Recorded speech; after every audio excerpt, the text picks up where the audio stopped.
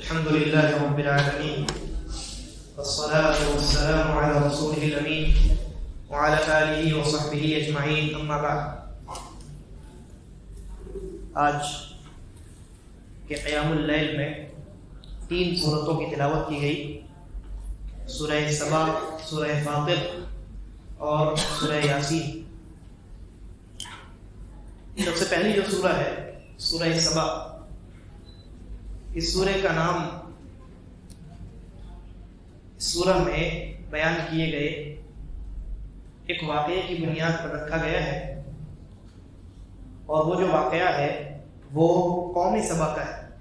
ایک قوم گزری ہے جس کا نام سبا تھا، اور ابھی آپ نے سورہ نمل میں وہ حضرت سلیمان علیہ السلام کا جو واقعہ آپ نے سنا. حضرت سلیمان علیہ السلام نے ہدہد کو بھیجا تھا ایک خط لے کر کے ملکہ سبا کی جانب. تو یہ وہی ملکہ سبا ہے، یہ وہی ملک سبا ہے، قوم سبا ہے. اور یہ جو قوم ہے قوم سبا، یہ یمن کے علاقے میں آباد تھی. آج کل جو یمن ہے، ملک یمن، وہیں یہ قوم آباد تھی. تو اللہ تبارک و تعالی نے اس سورہ میں اس قوم کا بہت ہی مختصر کچھ تذکرہ کیا ہے، لہذا اس سورہ کا نام اسی وجہ سے سورہ سبا ہے. اس سورہ میں سب سے پہلے تو اللہ رب العالمین نے اپنی کبریائی اور بڑائی بیان کی، اپنی حمد بیان کی، اور پھر اس کے بعد اپنے کامل و مکمل علم کا تذکرہ کیا کہ جو کچھ زمین سے نکلتا ہے یا زمین کے اندر جاتا ہے، اور چاہے وہ چیز جتنی چھوٹی ہو یا جتنی بڑی ہو، اللہ رب العالمین کے علم میں وہ چیزیں ہوتی ہیں. اس کے بعد اللہ تبارک و تعالی نے حضرت داؤد علیہ السلام کا تذکرہ کیا. اللہ نے کہا کہ ہم نے حضرت داؤد علیہ السلام کو بڑی خوبصورت آواز سے نوازا تھا. حضرت داؤد جب اللہ کی تسبیح بیان کرتے تو اللہ رب العالمین کے حکم سے پہاڑ اور پرندے وہ بھی ٹھہر جاتے، اور وہ بھی اللہ رب العالمین کی تسبیح حضرت داؤد علیہ السلام کے ساتھ بیان کیا کرتے تھے. اور اللہ نے کہا کہ وَأَلَنَّا لَهُ الْحَدِيدَ، ہم نے حضرت داؤد کے ہاتھ پر لوہے کو نرم کر دیا تھا. ہمارے لیے جس طریقے سے آٹے کی حیثیت ہے، آٹا کوئی انسان یا مٹی ہے، انسان جو چاہے شکل دے دیتا ہے اور اس سے جو چاہے بنا لیتا ہے، حضرت داؤد علیہ السلام کے ہاتھ میں اللہ رب العالمین نے لوہے کو ویسے ہی کر دیا تھا. چنانچہ وہ لوہے سے مکمل ایک زرہ بنا لیا کرتے تھے. جنگ میں پہننے والا جو لوہے کا زرہ ہوتا ہے، جو اوپری جسم پر پہنا جاتا ہے، حضرت داؤد علیہ السلام وہ اور اس کے علاوہ بہت ساری چیزیں اپنے ہاتھ سے بغیر کسی اور چیز کے استعمال کے، بغیر آگ کے استعمال کے اور بغیر کسی اوزار کے استعمال کے، لوہے کو اپنے ہاتھ سے شیپ دے کر کے اس سے مختلف چیزیں بنا لیا کرتے تھے. اس کے بعد ان کے بیٹے ہیں حضرت سلیمان علیہ السلام. اللہ تبارک و تعالیٰ نے حضرت سلیمان علیہ السلام کے لیے تانبے کا چشمہ جاری کر دیا تھا. یعنی داؤد علیہ السلام کے لیے اللہ نے لوہے کو نرم کر دیا، اور سلیمان علیہ السلام کے لیے اللہ رب العالمین نے تانبے کا چشمہ جاری کر دیا. وہ تانبے کے ذریعے سے جو چاہتے بنا لیا کرتے تھے.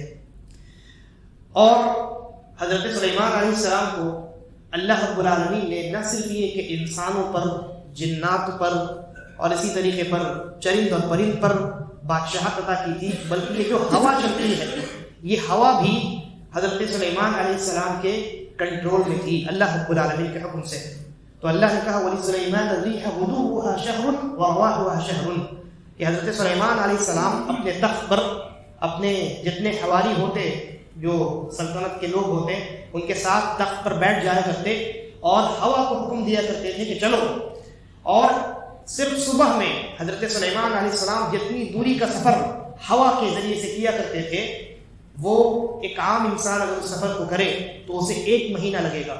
پھر وہ 1 مہینہ یعنی شام میں پھر وہ وہاں سے واپس آیا کرتے تو وہ بھی 1 مہینے کا سفر ہوا کرتا تھا، جس کو حضرت سلیمان علیہ السلام ہوا کے ذریعے سے صرف صبح اور شام کی مدت میں مکمل کیا کرتے تھے.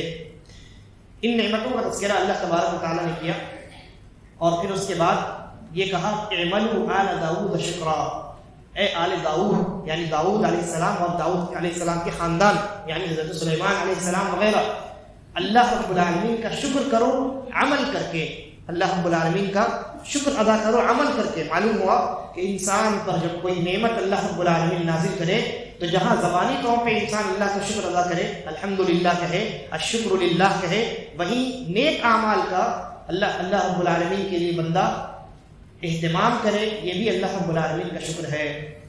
اس کے بعد حضرت سلیمان علیہ السلام کے زمانے میں ایک بڑی عجیب بات مشہور تھی، اور وہ یہ تھی کہ جنات جو ہیں یہ غیب جانتے ہیں، جنات غیب جانتے ہیں۔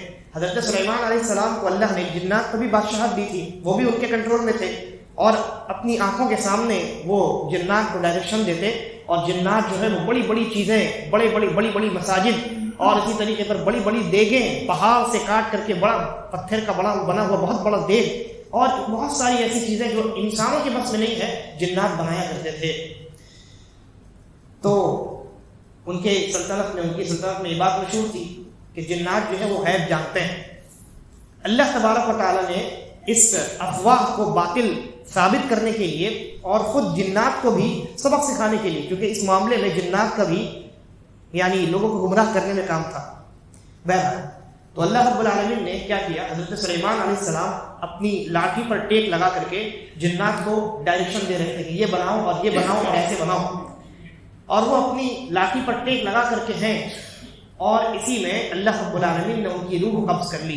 حضرت سلیمان علیہ السلام کا انتقال ہو گیا، لیکن وہ ٹیک لگا کر کے ہیں، چنانچہ کسی کو خبر نہیں ہوئی کہ حضرت سلیمان زندہ ہیں یا روح جو ہے وہ پرواز کر چکی ہے، انتقال ہو چکا ہے۔ وہ ویسے ہی کھڑے رہے، اور تب تک کھڑے رہے جب تک دیمک جو ہے، دیمک نے ان کی لاٹھی کو کاٹ کر کے کھانا شروع نہیں کر دیا۔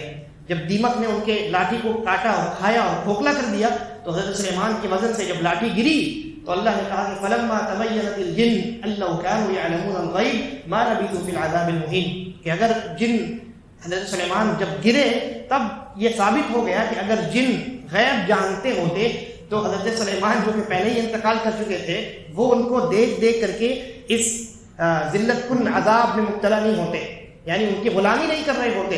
انہیں تو معلوم ہو جانا چاہیے تھا نا کہ حضرت سلیمان تو وفات پا چکے ہیں، یہ تو ان کی لاش ہے اور روح موجود نہیں ہے، لیکن ان کو معلوم نہیں ہوا۔ یہ اس بات کی دلیل ہے کہ جنات غیب نہیں جانتے۔ آج کے زمانے میں بھی جنات کے بارے میں بہت زیادہ غلط فہمیاں لوگوں میں مشہور ہیں، اور یہ جو معاملہ ہے جنات کے غیب جاننے کا، یہ حضرت سلیمان علیہ السلام کے زمانے میں تھا اور اللہ نے اس کو غلط ثابت کیا۔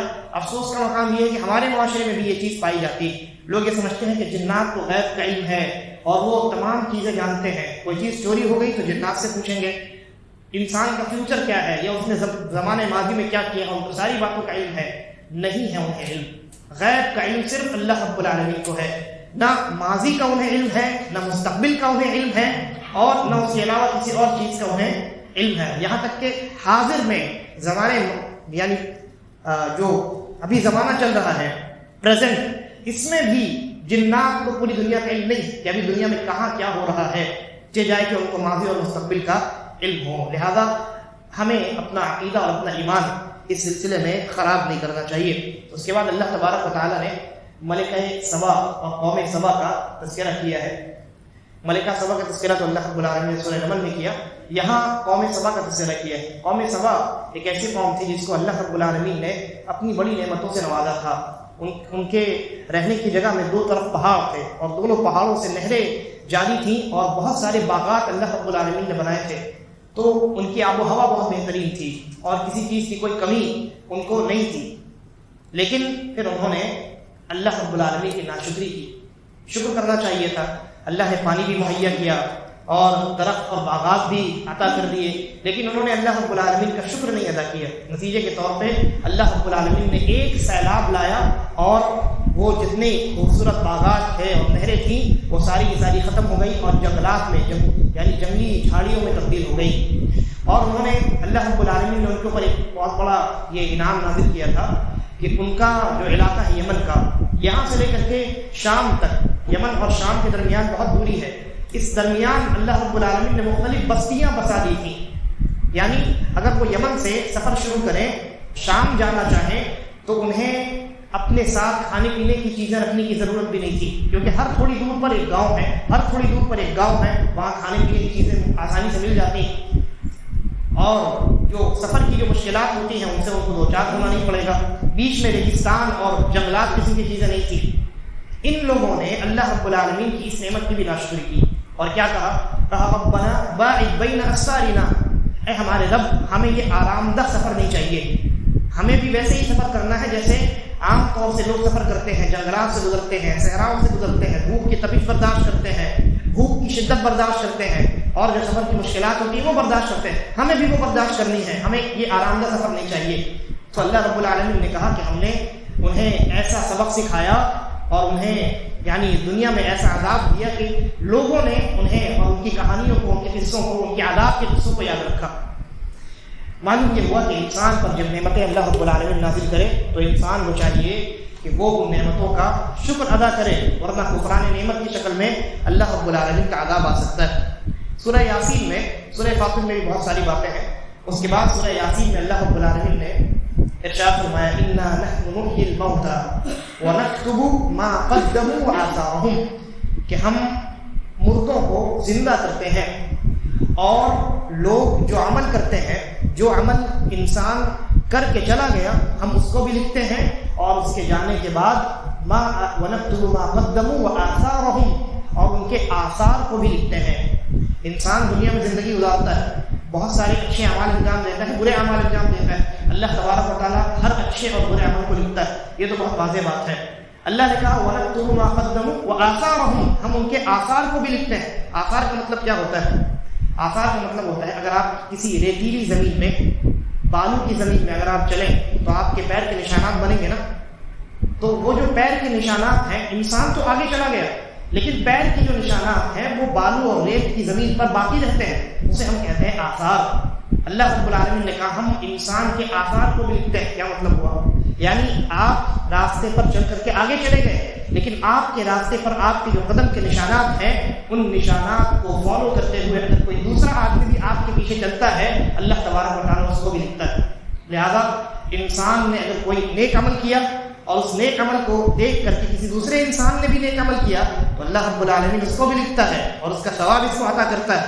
اور اگر کسی کی وجہ سے کہ کوئی انسان برائی میں پڑتا ہے اور اللہ کی نافرمانی میں پڑتا ہے تو بعد میں گرچہ یہ آدمی اچھا ہو جائے اور اس کے اعمال اچھے ہوں لیکن اللہ تبارک و تعالیٰ اس انسان کا گمراہ ہونا اس کے کھاتے میں بھی تھوڑا سا ڈالتا ہے. آپ نے وہ روایت سنی ہے، نبی اکرم صلی اللہ علیہ وسلم نے فرمایا کہ دنیا میں جو بھی قتل کیا جاتا ہے اس قتل کا گناہ قابل کے کھاتے میں بھی ڈالا جاتا ہے، اس لیے کہ دنیا میں قتل کی ایجاد اس نے کی ہے، قتل کو سب سے پہلے اسی نے انجام دیا ہے. اور بھی سورہ یاسین کے اندر بڑی عظیم باتیں ہیں لیکن انہی باتوں پر اکتفا کیا جاتا ہے. اللہ تبارک و تعالی ہم تمام کو نیک سمجھ کی توفیق عطا فرمائے.